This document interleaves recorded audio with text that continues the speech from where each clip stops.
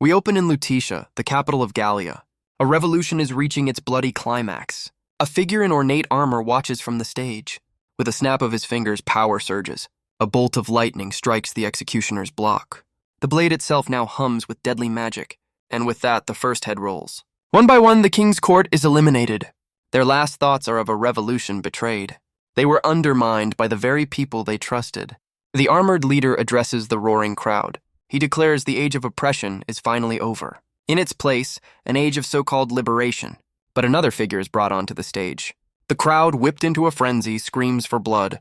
They're armed, angry, and ready for a bonfire. Real civilized stuff. This newcomer looks upon the mob with disdain. He is bound by chains of crackling purple energy. He knows the crowd is being played for fools. This is Isaac Quincy, the king's first counsel. He sees the truth behind this spectacle. The architects of this chaos call themselves liberators. But this order of liberation is just a front. They serve a shadowy cabal, the de Saxe family. The true tyrants who have ruled from the shadows for centuries. The de Saxes have sold the people a convenient lie. Using this revolution to eliminate all their rivals, the leader now turns to the final prisoners, the king himself and his remaining loyal advisors. Isaac knows this changes nothing. One puppet will just replace another. The leader declares the order will not tolerate such treason. But Isaac knows the entire conspiracy is a lie. The so-called meetings with a demon king were fabricated, all to justify this execution to a manipulated mob. Yet he holds a smirk, hiding an ace up his sleeve. A fellow prisoner, Elizabeth, questions if their help will arrive. Isaac is certain. Their ally is watching from the crowd. A guard shoves him forward, silencing his defiance.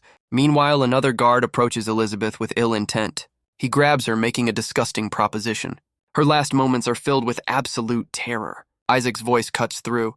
A sharp command to stop. The guard just shoves her away. A truly terrible career move. With a final warning, Isaac's patience finally snaps. The guard tries to call for reinforcements, but he's too slow. Golden lightning erupts, blasting the soldiers back. Their pristine armor cracks under the immense pressure. He's breaking free from the magical restraints. The remaining guards quickly move to reinforce the charm. The sigil glows, forcing Isaac back to his knees. He grits his teeth as the spell suppresses his power. Surrounded and outnumbered, the guards think they have him.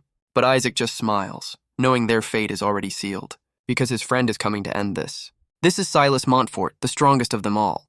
A flashback shows their first meeting at the academy. Silas's own family was eliminated by the de Saxes. This shared tragedy forged them into brothers in arms. Together they swore to destroy the tyranny from within. But at their most critical moment, they were betrayed. Isaac recalls the moment he and his companions were finally captured, but he held on to hope, knowing Silas was free and his power unknown. Back in the present, the armored leader turns his attention to Isaac. He presents him to the crowd as one of the king's most devious allies, a man who supposedly helped lead the realm to ruin. He announces the name of the condemned, Isaac Quincy. Isaac stands firm, preparing himself for what's to come. He is certain his friend Silas will arrive at any moment. Asked for last words, Isaac tells the leader not to be so confident. He reveals their one critical mistake. They never captured Silas. The name seems to strike a chord with the executioner. Slowly, the armored figure reaches up and removes his helmet. Isaac's eyes widen in horror at the face he sees. The leader of the revolution is Silas Montfort. Well, this is awkward. The foundation of Isaac's entire plan crumbles into dust. Silas smirks, mocking the faith his friend placed in him. He calmly walks forward, dismissing Isaac's praise. He admits he followed Isaac's grand plan for years. But in the end, the de Saxes simply made a better offer. With the truth revealed, the mask of the liberator goes back on. Isaac is paralyzed, unable to process this ultimate betrayal. He flashes back to 20 years of shared history. They had fought side by side, closer than brothers. But the man standing before him now is a cold stranger. Silas tells him not to take it personally before getting back to work. He gives the order to place his oldest friend in the guillotine. The crushing reality hits Isaac. Silas was the traitor all along. Because of him, all of their comrades are now going to die. Isaac's despair finally boils over into pure, unbridled rage. He swears that Silas will pay for what he has done. A fire of pure hatred ignites in Isaac's eyes. His rage erupts, shattering the stage in a blast of crimson energy. The man they thought was broken is now a force of nature. The shockwave sends the revolutionary soldiers flying. The guards can only scream in terror as he breaks his bonds. He lunges forward, still partially restrained by the sigil. A lone soldier bravely moves to strike him down, but the blade stops just inches from its target. Isaac's fury is absolute, his focus unwavering. He catches the steel sword with his teeth. As one does. And with a surge of power, he shatters the blade. More soldiers are ordered to subdue the raging prisoner, but they are cut down in a flash of red light. The archers are called in, a desperate last resort. Isaac simply glares, unimpressed by the new threat. He summons a whip of pure, destructive energy. The energy coalesces into a shadowy, monstrous form. It crashes into the tower, silencing the archers for good. For a moment, he stands victorious amidst the chaos. The remaining mages scramble to reinforce the charm. They surround him, pouring their magic into the sigil. Isaac screams at Silas, a desperate plea to their past brotherhood. But Silas coldly declares this charade is finally over. The combined power slams Isaac back to the ground. Silas decides it's time to handle this personally. He conjures a far more powerful binding spell. A pillar of golden light descends upon the stage. Isaac is caught, trapped in the overwhelming power. Silas muses that some things must be done yourself. The new restraints are absolute. Isaac can't even move. Silas grabs Isaac by the collar, his power absolute. He casually tosses his former friend toward the executioner's block. Isaac is forced into the guillotine, still pleading for an answer. Silas coldly informs him that he did nothing to deserve this. He was simply a pawn in a much larger game, a pawn that had finally outlived his usefulness, and with a final, indifferent snap of his fingers, the blade falls and the deed is done. Isaac's world fades to black, his mind screaming in denial. This can't be how his story ends. But from the darkness, a single point of light begins to glow. Suddenly, his eyes snap open. He's somewhere else. He finds himself in a land of fire and ruin, wondering if this is hell. He stumbles through the wreckage, his life's work flashing before his eyes. A bitter laugh escapes him. He fought for liberation, only to be damned. All around him, people flee in terror from an unseen threat. Isaac falls to the ground, overwhelmed by confusion and despair. He collapses, believing he doesn't deserve this fate. A familiar voice cuts through the chaos, telling him to get a grip. He recognizes this place. This is his home village. He even recognizes the armor of the soldiers razing it to the ground. A young man screams at him, urging him to run for his life. But Isaac can only stare, trapped in the nightmare of his past. He remembers this boy. It's Gavin, his childhood friend. A friend he hasn't seen in 20 years, because he was killed. The memory plays out, as vivid and brutal as the day it happened. Gavin had been trying to lead him to safety through the burning streets. He shoves Isaac aside, saving him from falling debris. But in doing so, Gavin is caught in the collapse himself. His friend's last moments are a silent scream of agony. A hulking soldier steps out of the flames, looming over the boy. He raises a massive axe, declaring this the fate of all who defy his master. But the eyes staring back are not a child's. They burn with an adult's rage. In a flash, Isaac's younger body springs into action. He grabs the nearest thing he can find, a sharp piece of wood. The soldier's axe is met not with fear, but with defiance. The knight seems genuinely surprised by the boy's sudden courage. Isaac follows up with a strike right to the soldier's chest. The blow actually forces the armored giant back a step. But Isaac is shocked by how little power is behind his punch. He realizes his magic, his life's work is completely gone. The soldier recovers, grabbing him by the hair with a condescending remark.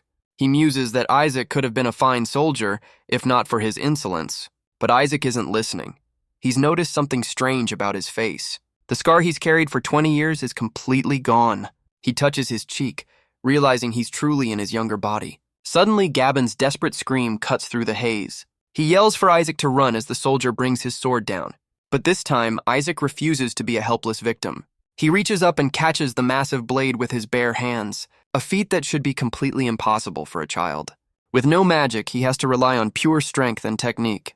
The soldier stares down, intrigued by this impossible display. He scoffs at the attempt, putting more force into his swing. He promises to end this little show of defiance for good. But in that moment, a crucial memory surfaces in Isaac's mind. He recalls a fatal flaw in this specific model of armor. Using the soldier's own force against him, he pivots on his heel. He twists under the blade, moving into a counterattack, and drives the pommel of the sword right into the soldier's exposed neck. Gavin urges him to take the fallen soldier's sword, but Isaac's muscle memory from 20 years of war kicks in. He unleashes a flurry of strikes he hasn't forgotten. The blade is now stained with the soldier's defeat. He stands over his foe, a seasoned warrior in a boy's body. The look in his eyes is not that of a child. Gavin is completely stunned by his friend's sudden skill. Isaac struggles to find an answer, his mind still reeling. Instead of explaining, he reaches out to his friend. He's just overwhelmed with joy that Gabin is truly alive. Gabin, meanwhile, is pretty sure his friend has lost his mind. But the reality of the situation finally sinks in for Isaac. He has somehow traveled back in time 20 years. He remembers the moments before his death on the scaffold. The last thing he knew, he was being executed. Gabin snaps him out of his daze, trying to get his attention. He reminds Isaac that their families are still in danger. All around them, the Count's men are cutting down villagers. Gabin confirms they're destroying everything in their path. Isaac realizes he's returned to a very specific, tragic day. This was the day his best friend was supposed to die. It was also the day he lost his parents. He grabs Gabin, realizing his own family is at risk. He doesn't understand how or why he's been sent back, but he knows one thing: this time will be different. With a new purpose, he sprints through the burning streets. He remembers the immense power he once wielded. But now he's trapped in the body of his teenage self. This was before his magic awakened, before the academy. He may be just a peasant boy, but he runs with a hero's resolve. A sudden blast of energy rips through the street. Isaac's eyes narrow with focus and fury. He yanks Gabin back just as the ground erupts. Tossing his friend aside, he shields him from the blast. Peeking from cover, they see the source of the chaos: a nobleman. A figure in ornate armor strides through the flames. This is Zevald, the son of the very count raising their village. A family begs for mercy, pleading for him to spare their home. Zevald just smirks, clearly enjoying their desperation. He offers them a truly terrible choice. If they won't give up their house, they can burn with it. And with a laugh, he engulfs them in a torrent of fire. Isaac watches, a cold sweat beating on his brow. He remembers this man, a minor noble with a major cruel streak. But without his magic, Isaac knows he stands no chance. He tells Gabin they need to get to his house and fast. They decide to take the rooftops to stay out of sight. The two boys sprint across the tiles with surprising agility, but they're forced to a halt by a patrol below. The soldiers are already swarming his family's home. Gabin panics, insisting they need to find help. But Isaac's gaze is locked, his mind already at work. He notes they're just common foot soldiers, not nobles. He may be a powerless kid, but he has 20 years of battlefield memories. He leaps from the rooftop, landing without a sound. He moves to a window, peering into his own home. With a single powerful kick, he crashes through the frame. His eyes reflect the horror unfolding within. A soldier has his mother, while another holds his father back. The third soldier turns, completely stunned by the intrusion. He grabs a fallen soldier's blade, his eyes burning with resolve.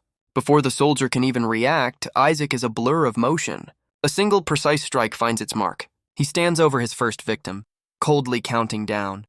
2 to go. The remaining guards can only stare in disbelief at their fallen comrade. But Isaac gives them no time to process, lunging forward again. The second soldier raises his sword, preparing for the attack. Steel clashes against steel, but this is no fight between equals. His battle instincts scream a warning. Another enemy is behind him. The third soldier moves in for a pincer attack, thinking he has him trapped. A classic blunder. Pinned between two blades, Isaac seems to have nowhere to run. But he uses his opponent's own body as a launch pad. He twists through the air in a gravity-defying maneuver. A swift kick disarms the soldier, sending his sword flying. The guard stumbles, his own momentum now his worst enemy. Isaac lands perfectly, now holding all the cards. He holds the blade to the man's throat, a dark promise in his eyes. He tells the soldier that today is his lucky day, because Isaac never dreamed he'd see his family alive again. With that, he ends the second soldier's career permanently, and the third meets a similarly swift and silent end. His parents call out his name, a mix of terror and relief. For the first time in 20 years, Isaac embraces his family. His father is understandably confused by his son's sudden combat prowess. Isaac promises to explain later, his focus locked on their survival. He tells them they must flee to the safety of the forest. He remembers this detail clearly. The woods were the only sanctuary. He calls for Gabin, urging his friend to join them. He reassures him that his own parents are already safe. But Isaac knows the truth. Last time, Gabin never made it back. He's been given a second chance at life, and he vows to make every single moment count. He leads the survivors to a makeshift camp in the woods. But as he gives orders, his body starts to fail him. His vision blurs, the world fading around him. The adrenaline wears off, and his teenage body finally gives out. Guess he's not used to the low stamina build. He collapses, completely unconscious. His mind is plunged back into the nightmare of his final moments. He remembers Silas's cold words on the execution stage, how he was dismissed as a mere pawn who had served his purpose. The sound of the blade still echoes in his memory, and the final mocking farewell from the man he called brother. He's snapped back to reality by Gaben's frantic cries. A new day has dawned, the sun filtering through the trees. Isaac finally wakes up, the nightmare still fresh in his mind. He confirms it's all real, the betrayal, the execution, and his return. But this time, he has 20 years of knowledge as his weapon. He swears he won't fail again, but first he needs his power back. Suddenly, a noise from the edge of the camp puts him on high alert.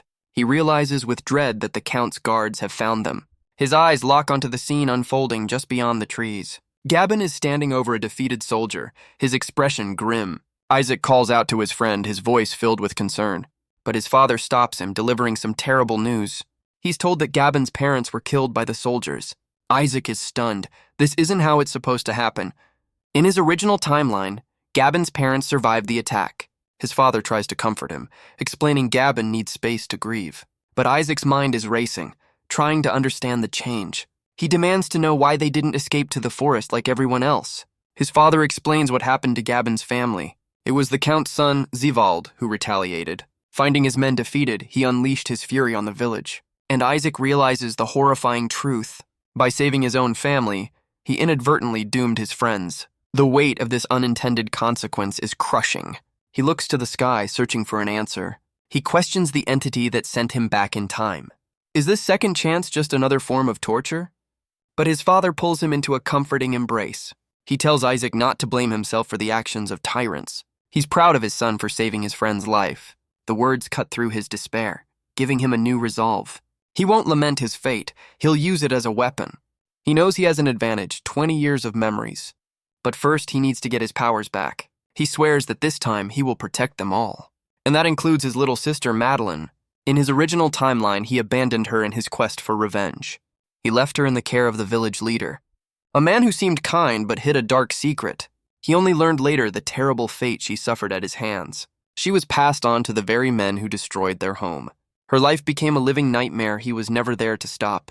The torment became too much, and she was lost to despair. The memory is a scar on his soul, but this time, he's here to change her fate. He finds her among the survivors and holds her close. He vows that he will never leave her side again. But a new horror dawns on him. Where is Gabin's sister? Gabin explains that the village alderman has taken his sister in, and Isaac realizes he's just traded one tragedy for another. He grabs his friend, desperately warning him the alderman is a monster. Gabin is confused. This is the man they're supposed to trust. And right on cue, the man himself arrives. Isaac can only stare, seeing the predator from his memories. The alderman puts on a kind face, telling Isaac to let Gabin grieve. But Isaac knows this man is hiding a truly rotten core. He offers false comfort, and a grieving Gabin accepts it without question. Isaac realizes there's no point in arguing. No one would believe him. He plays it off as exhaustion, deciding to handle this himself. The sun sets on another day in this twisted new timeline, and under the cover of darkness, a new plan is forged. Isaac recalls his past life, how he fled to the mountains alone. It was there he accidentally awakened his dormant magic. But this time he knows exactly how to trigger it. He moves through the night with a veteran's silent grace. He notes that Zivald's rampage was far worse this time around. But for now, another villain demands his attention. He arrives at the alderman's house, a place of hidden evil. A desperate cry for help echoes from inside. Gabin's sister is cornered by two snarling hounds. The beasts are a terrifying sight, ready to attack. She can only plead for her life, her voice trembling with fear. A hand grabs her, a cruel voice mocking her terror. The alderman reveals his true face, a one-eyed monster. But a new voice cuts through the darkness, cold and sharp. It calls the alderman out for the vermin he truly is. Isaac stands in the doorway, his eyes burning with righteous fury. The alderman, enraged, asks if the boy has a death wish. The alderman gives the order, and his hounds lunge forward. Isaac's mind races, looking for an escape. His first priority is to draw them away from Gabin's sister, Hannah. He lands with a thud, putting his plan into motion. With a veteran's agility, he dodges the snapping jaws. He leads them into another room, slamming the door shut. Problem solved, for now. The alderman seems completely unfazed by the boy's quick thinking. He grabs a massive axe, ready to deliver a classic villain monologue. He confesses he orchestrated the attack on Isaac's family to get to Madeline. But now he'll just have to settle for killing Isaac himself. Isaac just scoffs, completely unimpressed by the big reveal. He lays out the entire conspiracy he already knows from his past life. The alderman is stunned into silence, demanding to know his source. Isaac reveals the alderman himself told him, right before he died the first time. A flash of memory confirms it. Isaac has killed this man before. He draws 2 daggers, promising a repeat performance. With that, he closes the distance in an instant.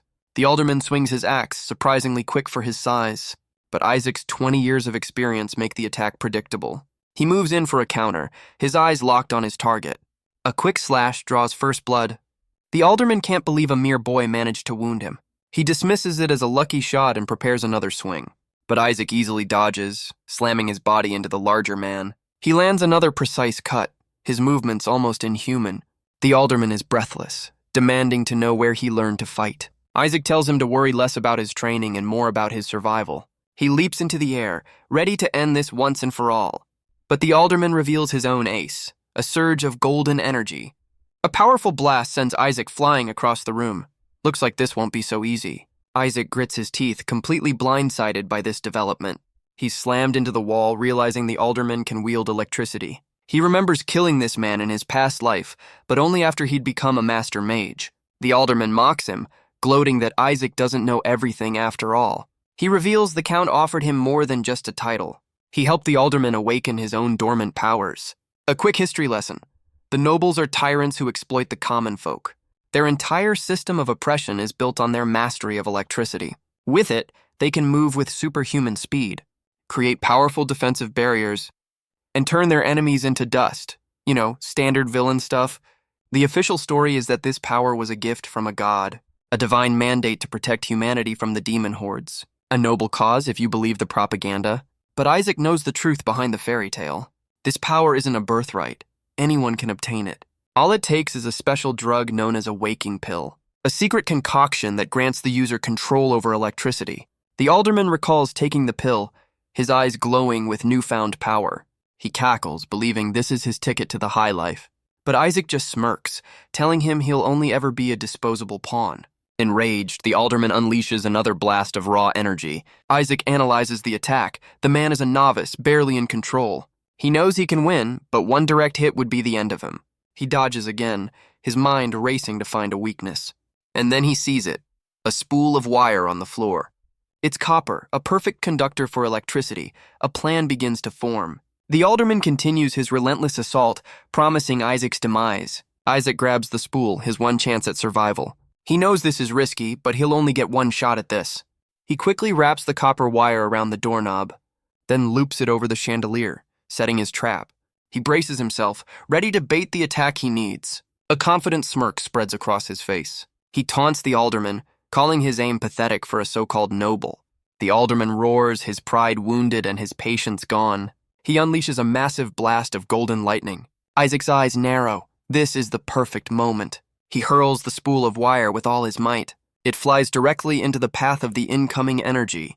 The copper wire instantly absorbs the electrical charge. It's working. Isaac lands gracefully, his plan unfolding perfectly. The now electrified wire wraps around the alderman's arm. The spool has become a supercharged weapon. Isaac yanks the wire, sending the villain stumbling. With every dodge, he's been weaving a deadly web of copper. The alderman finally realizes he's trapped in an electrified cage. Isaac declares his victory, pulling the final wire taut. The alderman is slammed back into the crackling web. He can only scream as his own power is turned against him. He collapses, scorched and defeated, unable to comprehend what happened. Isaac stands over him, casually asking if he's still breathing. He almost sounds impressed the man survived. Almost. The alderman sees Isaac reach for a blade and starts begging for his life. He even offers to make Isaac a noble, a truly desperate move. But Isaac reminds him of the horrors he inflicted on his sister. The alderman is confused. In this timeline, he hasn't done anything yet. Isaac looms over the cowardly villain, his judgment absolute. His past and present selves merge, fueled by the same righteous fury. He makes it clear that no matter the timeline, this man's fate is sealed. With a final, furious strike, Isaac delivers his judgment. The alderman's reign of terror comes to a swift and decisive end. Isaac turns to Hannah, urging her to get to safety. But the poor girl has already fainted from the sheer terror of it all.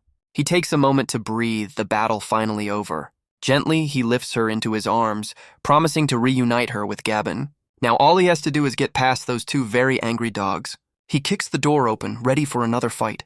The hounds lunge, their eyes glowing with feral rage. But Isaac meets their fury with a glare of his own. The dogs immediately back down, whimpering. Guess they know who the new alpha is. He walks right past them, offering a bit of praise for their good behavior. Meanwhile, back at the camp, Gavin is sick with worry. A sudden noise from the doorway catches his attention. He sees Isaac carrying his sister and rushes to meet them. Gavin demands to know what happened, and Isaac's expression says it all. He lays out the entire truth. The alderman was a traitor from the start.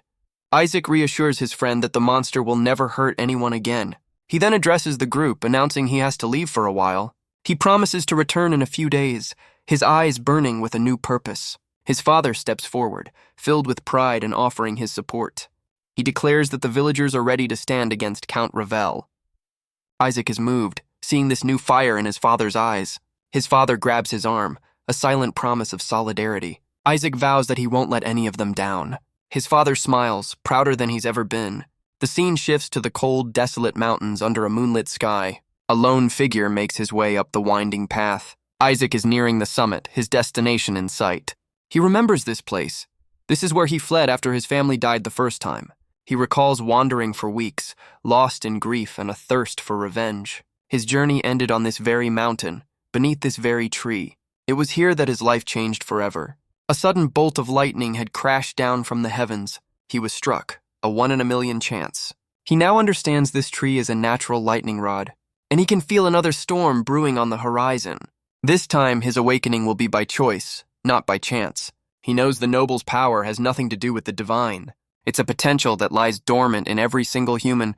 A specific part of the brain, when activated, can control electricity. The nobles created special pills to unlock this power safely, a shortcut for the rich and powerful. This ensured their bloodlines would dominate for generations. But Isaac knows this wasn't the original method. The first to discover this power were simply struck by lightning. A direct strike unlocks far more potential than any pill ever could. Of course, it comes with a rather significant risk. Most who attempt it don't live to tell the tale. In his past life, Isaac was one of the lucky few who survived by accident. He sees a bolt strike a nearby peak. The storm is almost here. He closes his eyes, steeling his resolve. The next one is for him. His eyes snap open as he spots the energy gathering in the clouds. The sky crackles, preparing to unleash its fury. A wild grin spreads across his face. Vengeance is within his grasp. But the lightning strikes the ground beside him, missing completely. His plan crumbles in an instant. So much for a dramatic power-up.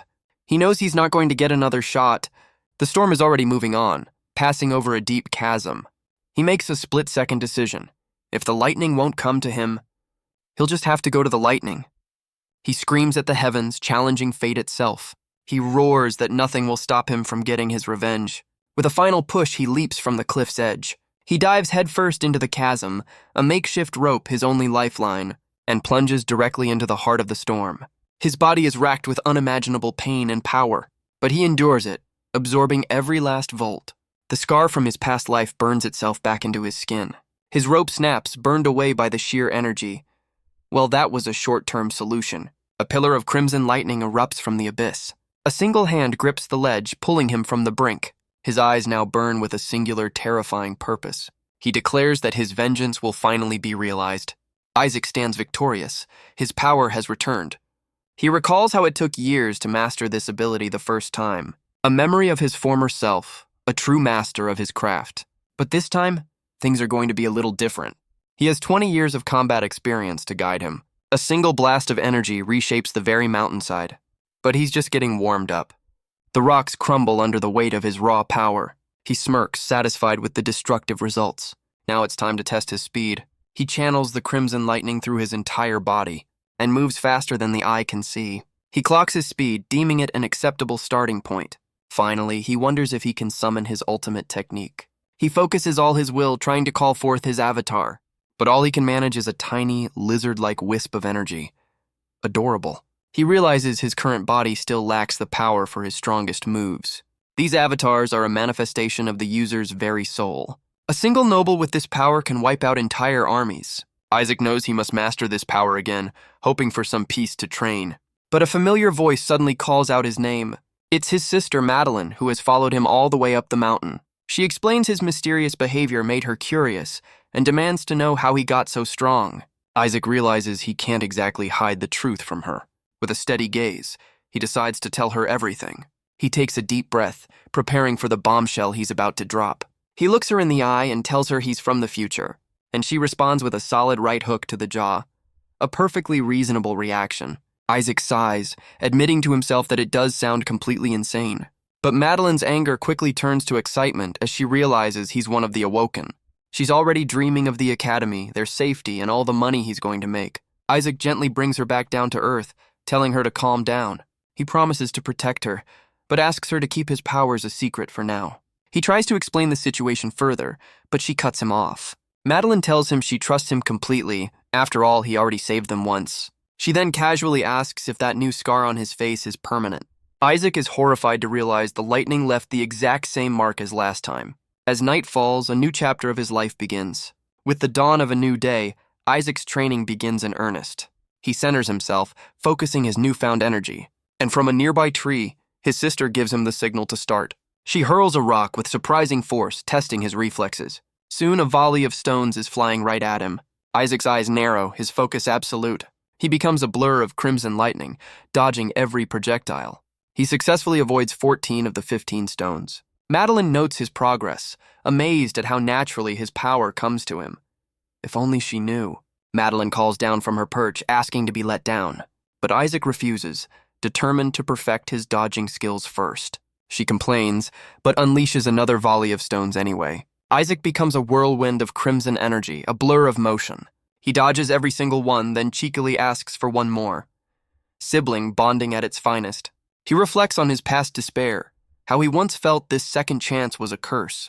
But the week of intense training with his sister has changed him. Seeing her so happy and alive has given him a new purpose. They share quiet moments, rebuilding the life that was stolen from them.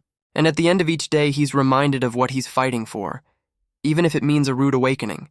He realizes this is the best thing that's happened to him in 20 years. His thoughts turn to Silas, the traitor he will one day face. But first, there's another debt that needs to be paid. The Ravels, the family who destroyed everything he held dear in his first life. He remembers how he was never able to avenge them. His position in the capital made a direct attack impossible. It would have jeopardized the revolution he thought was real. He grits his teeth, cursing the memory of that grand, foolish plan. He gathers his crimson energy, his resolve now absolute. He forges a blade of pure destructive power. A single strike demonstrates his immense new strength. This time, he declares, there will be no subtlety. The scene shifts to Castle Ravel, looming under the night sky. Isaac uses his lightning to scale the walls with impossible speed. He lands on the battlements without making a sound. He observes the guards below, noting the castle is heavily fortified. But he knows he has an advantage they can't possibly predict. He moves like a phantom, a streak of red lightning across the rooftops. Inside, the castle staff rushes to prepare a meal. The head chef barks orders, terrified of displeasing his cruel masters. Down below, a group of guards complain about a broken promise from the alderman. But one of them delivers the news. Their corrupt contact is already dead. The soldiers are shocked, but only because their disgusting deal is now off the table. From his perch, Isaac realizes these are the men who targeted his sister and Hannah.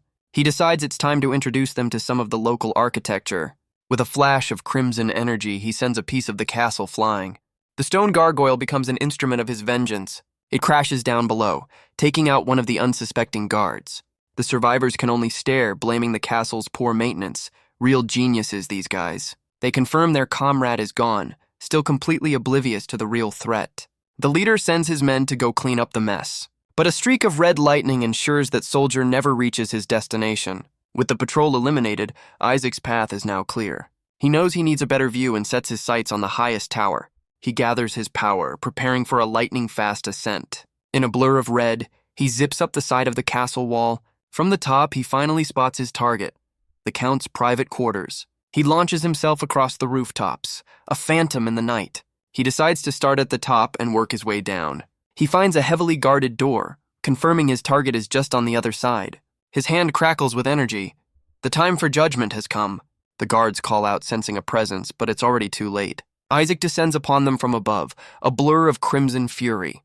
He lands a swift, incapacitating blow on both men at once. His eyes glow with power, his focus absolute. He stands over the fallen guards, borrowing a sword they no longer need. He kicks the door in, announcing to the Count that the party is officially over. His eyes lock on his target, ready to settle a 20-year-old debt. The Count looks up from his meal, completely unfazed by the intrusion. His son Zevald calmly takes a sip as if he's been expecting him. Zevald smirks, having expected the alderman's killer to show up eventually. The Count, however, doubts a mere peasant could have done the deed. Unless, of course, our boy stole the alderman's waking pills. He points, making a crude joke about Isaac's newfound potency. Isaac's glare is all the answer the man needs. The entire family erupts in laughter, their contempt on full display. To them, he's just a fly, but this fly is about to bite back. Isaac confirms their suspicions, admitting he killed the traitor. Zevald smugly collects on a bet. He knew the alderman was just a pawn. The Count yawns, bored by the whole affair. He continues to mock the common folk, calling them savages. But his monologue is cut short by a flash of crimson light. The Count stares in disbelief at his suddenly missing hand. Isaac asks if he's familiar with the nickname, the pot-bellied pig. He reveals it's what the capital's high society calls him behind his back. Isaac recalls his past life, hearing the elite mock these provincial nobles. The Count's eye glows with fury, his pride shattered. Isaac adds that they call his wife the ugly sow, a perfect match. The Countess is enraged, her body crackling with golden lightning. She unleashes a massive blast, promising to burn him to a crisp. The smoke clears, revealing a hole in the wall where Isaac once stood. He stands in the opening, completely unimpressed by her attack. The Countess can only stare, shocked that he's still alive. She decides to get serious, gathering all her power for one final attack. But Isaac is already preparing a counter of his own. Her eyes widen as she realizes what's about to happen. He knows that amateurs can't control this much power safely. The Count can only scream out his wife's name in terror. Isaac knows all it takes is a single, well-placed spark to turn her own power into a devastating explosion. Zevald can only scream in horror as his mother is consumed. He turns to Isaac, demanding to know what he's done. Isaac appears behind the Count, promising he'll be next. But Zevald roars in defiance, gathering his own golden lightning. He lunges forward, his rage clashing with Isaac's cold fury. But Isaac senses another threat. The Count is moving in from behind. A blast of purple energy confirms his suspicions. He dodges with ease, but the Count just mocks his agility. The noble strides forward, delivering a classic villain monologue. He promises that once Isaac is dealt with, his entire village is next. Father and son power up, ready to end this 2-on-1. Isaac just smirks, completely unimpressed by the little piggies. He raises his blade, announcing that the wolf is at their door. Zevald charges again, screaming for vengeance. But Isaac catches the blow, calling the attack pathetically slow. He effortlessly sidesteps, unimpressed by the clumsy assault. He knows their pill-induced power is no match for his own. Another blast from the Count forces him to stay on his toes. He admits to himself that facing two at once is still dangerous. He quickly deciphers their pincer strategy. The Count shouts to his son, believing he's created an opening. The old man lunges, thinking he has the boy cornered. But Isaac is ready, gathering both golden and purple energy. His eyes burn with absolute focus. The time for games is over. He meets both attacks head-on, stopping them in their tracks. With a single word, he declares checkmate and ends the Count's attack. He grabs Zevald, declaring his reign of terror is finally over. His hand crackles with crimson lightning, mocking their divine right. He unleashes his final judgment, a cleansing fire for their sins. The Count can only watch in horror as his legacy turns to dust. The Count roars in defiance, his body crackling with purple energy. He unleashes a final, desperate wave of destructive power. But Isaac stands completely unharmed, much to the Count's disbelief. The noble demands to know who this boy truly is. Isaac's answer brings the man to tears. He's just a simple peasant, a nobody who has suffered under his tyranny for far too long, and now he's here to finally put an end to it. The Count finally understands. This boy was chosen by the lightning itself. He laments that Isaac has taken everything from him, but Isaac just smirks, clarifying he's just taking out the trash. The Count makes one last threat, warning of the other nobles. He claims that killing him will bring the entire system down on Isaac's head. Isaac's cold gaze shows he's not the least bit concerned. His eyes lock onto the pendant around the Count's neck. With a flick of his wrist, he snatches the symbol of nobility.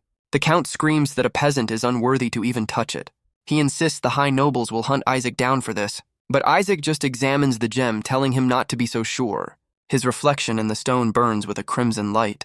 He declares that this time he will be the one doing the hunting, and with a final decisive strike, the debt is paid in full. With the Ravel family eliminated, Isaac's work here is not yet done. He sprints through the castle, his mind on a new prize. He recalls a valuable resource known as arcanite. It's a rare ore used to amplify the noble's electrical powers. And from his past life, he knows this castle is sitting on a massive vein. He deduces the Count must have a private stash somewhere nearby. He enters the Count's chambers, his eyes landing on a single chest. A quick blast of crimson lightning makes short work of the lock. Inside, he finds exactly what he was looking for. He curses the Count, disappointed by the meager amount of arcanite. He'll need far more than this tiny sliver to forge a proper weapon. For now, he looks down on his village, knowing they are finally safe. The nobles won't be sending a replacement for the Count anytime soon. Not with the storm of chaos he plans to unleash on the capital. This buys him the time he needs to get his family to the academy. He smiles, eager to finally share the news of his awakening. He recalls his first return from the mountain, a far grimmer affair. Back then, he had stumbled back to the village, half dead and dazed. The world was a blur, his mind reeling from the lightning strike. The villagers had rushed to his side, fearing the worst.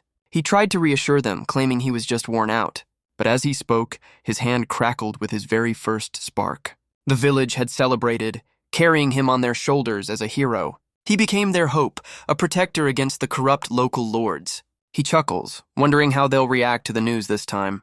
But as he approaches, he's met with an unnerving silence. He panics, fearing another attack has driven everyone away. A streak of red lightning cuts through the empty streets. He bursts into a house, screaming for his sister and his friend. He finds no signs of a fight, just an abandoned town square. Suddenly, the air erupts with the sound of party poppers. Isaac is completely stunned as the entire village cheers for him. They swarm him, celebrating the return of their new noble protector. The crowd begs him to show them the power he now wields. Isaac shoots a death glare at his sister. So much for keeping a secret. Madeline just plays it off, claiming she only told a few people. Right. The village children gather around, their eyes wide with wonder. Their imaginations run wild, asking if he can split mountains in two. Isaac just sighs, completely overwhelmed by his new fan club. And it's not just the kids. The adults are begging for a light show too. Isaac sighs, finally giving in to the overwhelming peer pressure. He summons a small crackle of crimson energy to his hand, and forms it into a leaping horse, much to the crowd's delight. The entire village erupts, chanting the name of their new hero. But the celebration is cut short by the arrival of a stranger. A new voice calls out, claiming to have been looking for Isaac. A hulking warrior in a wolf pelt steps forward. He knows Isaac is the only one strong enough to have killed the alderman. Well, the secret's out. Isaac recognizes him as Rishak, leader of the Silver Wolves mercenaries. The mercenary captain reveals the alderman was once one of his own, and now he's here to uphold their code by avenging his death. Isaac's father looks on, asking his son if the accusation is true. Isaac doesn't deny it, telling Rishak the man got what he deserved. The mercenary captain agrees the alderman was a scoundrel, but he declares the mercenary code is absolute and swings his massive blade. Isaac's eyes widen, but not in fear of the attack. He's spotted a familiar red gem on the hilt, arcanite. Rishak smirks, then slams his fist on the gem. He officially challenges Isaac to a duel, his blade now humming with power. Gavin tries to pull him away, offering to help him escape. But Isaac realizes Rishak isn't a noble. He can't wield electricity on his own. He grabs Gavin's pitchfork, much to his friend's confusion. Isaac reassures him, reminding him that he's an awoken now. With an arcanite sword up for grabs, he accepts the challenge. He suggests they take the fight outside the village for safety. But Rishak has other plans, lunging forward without warning. Isaac blocks the blow, realizing the mercenary is using the crowd as a shield. He screams for the villagers to get back, to stay out of the fight. Rishak mocks him, knowing Isaac can't risk using his full power here. Isaac realizes this mercenary is no fool. He's fought nobles before. He plants the end of the pitchfork firmly into the ground, a pivot point for the attack he's about to unleash. He can't risk wide arcs of lightning with the crowd so close, but he can imbue the pitchfork itself to parry the powered blade. Rishak seems impressed by the boy's quick thinking. Isaac dodges another heavy swing, analyzing his opponent. He knows Rishak isn't awoken. His movements are predictable. With his eyes glowing red, Isaac goes on the offensive. He swings the electrified pitchfork with all his might. But the mercenary captain blocks it with ease, unimpressed. Isaac's cold gaze tells him not to be so confident. He knows he can't use his full speed without collateral damage. Unless, of course, he finds a way to control it. He uses the pitchfork as an anchor, spinning into a focused attack. The sudden change in tactics catches Rishak completely off guard. A flash of crimson energy sends the mercenary stumbling back. Isaac sees his chance, planting the pitchfork for another move. He lunges forward, aiming for his opponent's vulnerable back. But his attack bounces off with a metallic clang, doing no damage. Rishak compliments his strength, but reveals he has tricks of his own. The wolf pelt on his shoulders begins to glow and transform. Isaac's eyes widen as he recognizes the material. The mercenary is now clad in arcanite armor, revealing his true title, the Noble Slayer. He offers to show Isaac the true power of the rare ore. With a single punch to his own chest, he releases a surge of stored electrical energy. He reveals he stole all of this arcanite from Count Ravel, and he declares that once he's done here, the Count is next on his list. Awkward. He powers up, promising Isaac will be the 6th lightning user he's put in the ground. Isaac is stunned by the sheer power radiating from the mercenary. Rishak lunges forward, forcing Isaac into a desperate dodge, but Isaac realizes the entire village is watching this fight. He can't risk unleashing his full power without endangering them all. His family can only watch, their faces etched with worry. He notes that Rishak's skill with the arcanite is considerable, but he sees a weakness in that very reliance on the ore. A quick mental recap: arcanite is the world's most valuable mineral. It's prized for its ability to store and amplify electrical energy. The nobles forge it into their weapons, a symbol of their power. But for those without the gift, the ore is incredibly volatile. Overloaded, and it can have explosive results. A real bad day at the office. Isaac deduces Rishak's armor must hold a relatively small charge. The mercenary captain compliments him, impressed by his skill. He continues his assault, noting Isaac has lasted longer than most. Rishak reveals he killed a baron who took everything from him. He swore an oath on his family's memory to destroy all nobles. And since Isaac isn't awoken, he's now on that list. Isaac plants his hand on the ground, preparing his counter. The Noble Slayer declares that our boy will be no exception. He leaps into the air for a final strike, creating the opening Isaac needed. Isaac knows he has to go all out to exploit this one chance. Rishak laughs, at least glad Isaac is putting up a real fight. He brings his blade down as Isaac prepares to block at the last second. He waits, his focus absolute, for the perfect moment to strike. And now, he catches the blade with his bare hands. Rishak scoffs, believing the boy is just going to take the blow. He calls it a fatal mistake, as the energy surges between them. But Isaac's calm expression tells a different story. It's over. His eyes burn red as he declares he's not stronger, just more skilled. He explains he's just supercharged the arcanite with his own power, funneling the entire sum of his energy directly into the mercenary's gear. Rishak can only scream as his own armor turns against him. The crimson lightning completely overwhelms the Noble Slayer. A massive explosion of dust and energy engulfs the town square. The arcanite blade clatters to the ground, its power completely spent. Rishak is left reeling, his body unable to handle the overload. He collapses to his knees, utterly defeated by Isaac's gambit. Isaac notes it would take years of training to absorb that much power. His family and friends rush to his side, their relief palpable. The villagers swarm their hero, praising his victory. But Rishak can only stare, his mind struggling to comprehend his loss. He demands to know how a mere boy could have beaten him. Isaac calmly explains he simply used the weapon's own power against him. The mercenary is stunned into silence by the simple, brutal logic. He accepts his fate, asking Isaac to grant him a warrior's end. With his arms outstretched, he prepares for the final blow. But Isaac just closes his eyes and refuses. Rishak is completely baffled by this unexpected mercy. He insists the mercenary code demands an honorable end to the duel. Isaac just smirks, explaining that he follows a different code entirely. He follows the code of the Protectors, a code he definitely just made up. According to this new rulebook, the loser becomes the winner's vassal.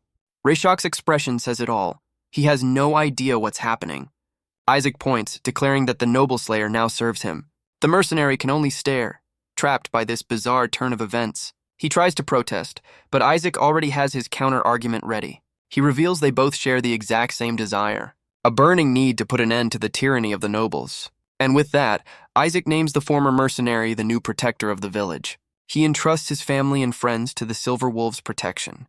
While he journeys to the capital to prepare a special kind of welcome, the seasoned mercenary considers the boy's fiery resolve. And after a moment, he finally agrees to the terms. He makes a solemn vow, a promise to the entire village. As long as he draws breath, these people will be safe. But Isaac has one final, rather bold request. He's going to need to borrow the Noble Slayer's sword. For keeps. He explains the arcanite gem is far too valuable to leave behind. At the forge, he hammers a new blade from the old one's heart. He admits it's not his finest work, but it's a start. He's created a curved blade, a design 10 years ahead of its time. He wraps the hilt, preparing his new weapon for the road ahead. With his sword sheathed, he is finally ready to depart. He waves a final goodbye to the people he fought so hard to save. Rayshak, the former noble slayer, is now the village's unlikely guardian, and apparently a jungle gym. Madeline offers him more training sessions when he returns. Gavin sends him off with a friendly, teasing farewell. Isaac promises he'll be back as soon as he can. He turns and walks toward the gate, his journey truly beginning. His expression is a mask of pure, unwavering determination. He knows a long and difficult path lies before him. His destination is the Royal Academy, a place of painful memories. But this time he'll arrive with his powers already awakened. It's where he'll meet his allies, and the man he once called brother. The face of his betrayer, Silas, looms in his memory.